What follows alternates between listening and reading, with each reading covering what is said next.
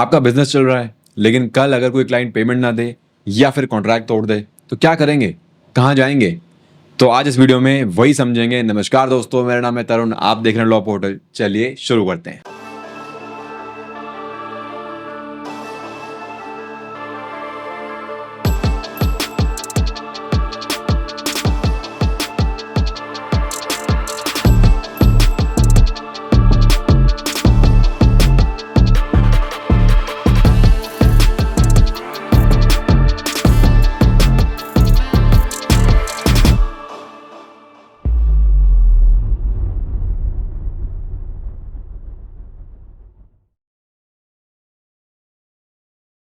तो आज हम जो बात करने वाले हैं वो है कमर्शियल कोर्ट्स एक्ट के बारे में।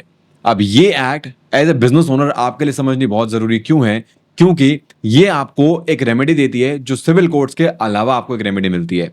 और इस एक्ट का पर्पस भी ये है कि कमर्शियल डिस्प्यूट्स यानी कि बिजनेस ओनर्स को ज्यादा कोर्ट में टाइम ना वेस्ट करना पड़े, बट उनको एक स्पीडी रेमेडी दी जाए। तो देखिए, समझते हैं कि कमर्शियल कोर्ट्स एक्ट एग्जैक्टली है क्या। तो ये एक्ट इंट्रोड्यूस हुआ था 2015 में और इसका मेन पर्पस था कि कमर्शियल डिस्प्यूट्स को फास्ट ट्रैक किया जा सके। इसका मेन ऑब्जेक्टिव था speedy justice, specialised commercial courts बनाना और बिजनेस एनवायरनमेंट को इंप्रूव करना।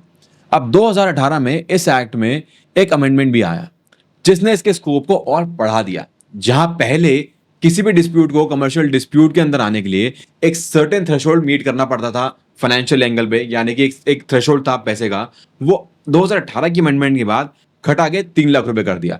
तो अगर आपका कोई भी डिस्प्यूट 3 लाख से ऊपर का है और वो एक कमर्शियल डिस्प्यूट की डेफिनेशन में फॉल करता है इस एक्ट के अंदर, तो आपको सिविल कोर्ट जाने की जरूरत नहीं, आप फास्ट ट्रैक कोर्ट जा सकते हैं। अब सवाल आता है कि कमर्शियल डिस्प्यूट होता क्या है। तो इस एक्ट के अंदर कमर्शियल डिस्प्यूट का मतलब है कोई भी डिस्प्यूट जो बिजनेस, ट्रेड या कॉमर्स से रिलेटेड हो, जैसे कि पार्टनरशिप या फ्रेंचाइज एग्रीमेंट का डिस्प्यूट, सप्लाई ऑफ गुड्स और सर्विसेज, इंश्योरेंस या IPR related matters, joint ventures, construction contracts and so on and so fourth.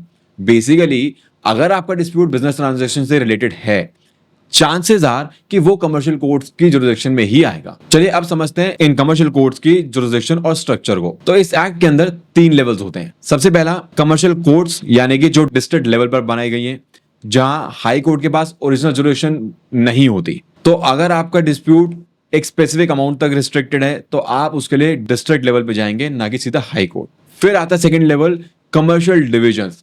ये यूजुअली हाई कोर्ट्स में होते हैं, जो स्पेशली दिल्ली, मुंबई, कोलकाता के अंदर ये काफी अच्छे से चलते हैं। और यहाँ पे आपका डिस्प्यूट एक थ्रेशोल्ड अमाउंट से क्रॉस कर जाता है तो वहां आपके लिए ओरिजिनल कोर्ट जो बनेगा वो कमर्शियल डिवीजन हाई कोर्ट ही बनेगा। फिर आता है कमर्शियल अपेलेट डिवीजन, यानी कि वो डिविजन जो इन मुकदमों के खिलाफ अपील्स को सुनते हैं और उन पे फैसला करते हैं। तो जैसे मैंने आपको पहले बताया कि 2018 की अमेंडमेंट से पहले अगर आपका डिस्प्यूट जो 1 CR के ऊपर जाता तो ही वो कमर्शियल कोर्ट्स एक्ट के अंदर आप उसको डील करते, अदरवाइज आपको सिविल कोर्ट ही जाना पड़ता। लेकिन 2018 के अमेंडमेंट के बाद से आज आपको अगर आपका डिस्प्यूट 3 लाख से ऊपर का है तो आप कमर्शियल कोर्ट्स एक्ट यानी कि फास्ट ट्रैक कोर्ट में आ सकते हैं। समझते हैं कि ऐसा क्या है इस एक्ट के अंदर, इस लॉ के अंदर, जो इसको बहुत यूनिक बनाता है।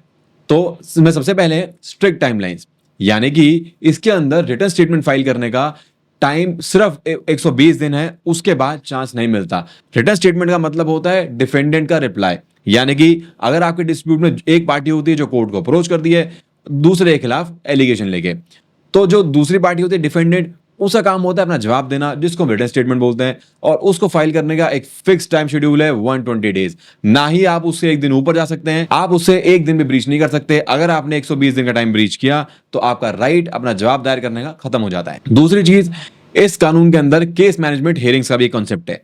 अब ये कॉन्सेप्ट वो होता है जहां जजेस और पार्टीज मिलके केस के लिए एक रोड मैप तैयार कर सकते हैं और वो हर स्टेज के लिए एक डेडलाइन सेट कर सकते हैं। तो अगर तो आपके कमर्शियल कोर्ट के स्पेशल जज ने एक डेडलाइन सेट कर दी कि मुझे 120 दिन में रिटर्न स्टेटमेंट का तो टाइम है ही, लेकिन उसके बाद कि मुझे एविडेंस जो है वो 3 महीने में खत्म करना है, तो वो 3 महीने के अंदर आपको एविडेंस खत्म करना पड़ेगा। अगर आपने वो नहीं किया तो आपका वो राइट खत्म हो जाएगा। तो इस तरह से कोर्ट हियरिंग्स जो है, कोर्ट में जो प्रोसीडिंग्स है वो थोड़ा फास्ट ट्रैक हो जाती है, जिसकी वजह से आपको कोर्ट में सालों साल बैठने की जरूरत नहीं है। और क्योंकि आप बिजनेस ओनर है, आपको बैठने की जरूरत भी नहीं है। और तीसरी चीज जो इसको बहुत खास बनाती है वो है मैंडेटरी मीडिएशन। 2018 के बाद से एक प्री लिटिगेशन मीडिएशन का कॉन्सेप्ट इसके अंदर इंट्रोड्यूस हुआ है, जो ये बोलता है कि अगर आपका कोई बिजनेस डिस्प्यूट है तो आप उसमें सीधा कोर्ट जाने के बजाय पहले उसको कोर्ट एनेक्स मीडिएशन सेंटर को यूज करके मीडिएशन कर सकते हैं। इनफैक्ट वो मैंडेटरी कर दिया गया है कि अगर आपको कोई अर्जेंट रिलीफ कोर्ट से नहीं चाहिए तो ये हिदायत यही है कि आप पहले मीडिएशन ट्राई करेंगे। अगर वो मीडिएशन फेल होती है तो ही आप कोर्ट आए। और देखिए, आपका बिजनेस डिस्प्यूट है, दोनों पार्टीज बिजनेस वेंडर्स हैं, तो चांसेस बहुत हाई होते हैं कि मीडिएशन में ही मामला सॉर्ट हो जाता है, जिससे आपका क्रूशियल टाइम बच जाता है। अब ये कानून तो बहुत अच्छा है, पर इसका प्रैक्टिकल एप्लीकेशन क्या चल रही है ग्राउंड पे, तो आइए वो समझते हैं। तो जब हम बात करते हैं मेट्रो सिटीज के बारे में, यानी कि दिल्ली, मुंबई, कोलकाता, वहां पे इस एक्ट के काफी पॉजिटिव रिजल्ट्स हैं, क्योंकि वहां पे स्पेशलाइज कोर्ट्स ऑलरेडी बने हुए हैं, जजेस को स्पेशलाइज ट्रेनिंग मिलती है, प्लस जो लिटिगेटिंग पार्टीज होती हैं जिनका डिस्प्यूट होता है वो भी एक ओपन माइंड से सोचते हैं और अपने केसेस को थोड़ा फास्ट रिजॉल्व करने की कोशिश करते हैं। लेकिन वहीं अगर हम किसी टीयर 2 या रूरल एरिया की बात करें तो वहां ग्राउंड पे सिचुएशन अभी उतनी बेटर नहीं है। वहां पे लोगों को एजुकेशन की ही कमी है कि आपके पास कमर्शियल कोर्ट्स एक्ट के अंदर राइट क्या है, और सबसे बड़ी बात, अगर आपको नहीं पता है तो वहां पे बताने वालों की भी बहुत कमी है।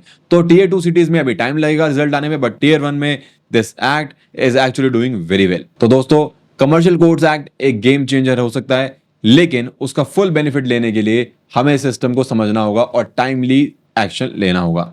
अगर आप किसी बिजनेस डिस्प्यूट में हैं या आपने कॉन्ट्रैक्ट ड्राफ्टिंग या लिटिगेशन स्ट्रैटेजी को स्ट्रीमलाइन करना चाहते हैं, तो आप एक एक्सपर्ट लीगल एडवाइस डे 1 से लें, ताकि पहले बात तो आप कभी लीगल डिस्प्यूट में पड़े ही ना, और अगर पड़े तो आपके पास आपका डिफेंस, आपके डॉक्यूमेंट्स सब टाइमली लीगली बने हों। और अगर आपका कोई सवाल हो इस टॉपिक के ऊपर या किसी और लीगल टॉपिक के ऊपर, तो आप नीचे कमेंट करके जरूर बताएं। I will try to answer them as soon as possible. और हाँ, वीडियो पसंद आई हो तो लाइक जरूर करें, शेयर करें और सब्सक्राइब जरूर करें। मिलते हैं नेक्स्ट वीडियो में एक नए लीगल टॉपिक के साथ। तब तक के लिए जय हिंद, बाय बाय।